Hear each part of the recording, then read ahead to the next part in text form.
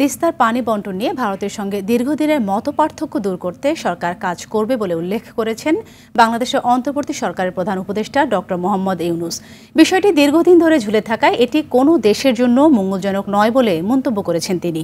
এছাড়াও সীমান্ত হত্যা বন্ধে ভারতের পদক্ষেপ নেওয়া উচিত বলেও জানান ইউনূস।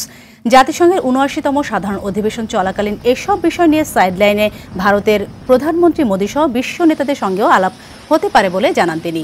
ভারতের বার্তা সংস্থা পিটিআইকে দেওয়া সাক্ষাৎকারে একথা বলেন ডক্টর ইউনূস। আগামী ২২ সেপ্টেম্বর ঢাকা থেকে নিউ ইয়র্কের উদ্দেশ্যে রওনা হবেন তিনি। পররাষ্ট্র মন্ত্রণালয় জানিয়েছে, প্রধান উপদেষ্টা জাতিসংঘ অধিবেশনে যাওয়া অতীতের মতো কোনো গতানুগতিক সফর হবে না। এটি অবশ্যই একটি তাৎপর্যপূর্ণ সফর হবে।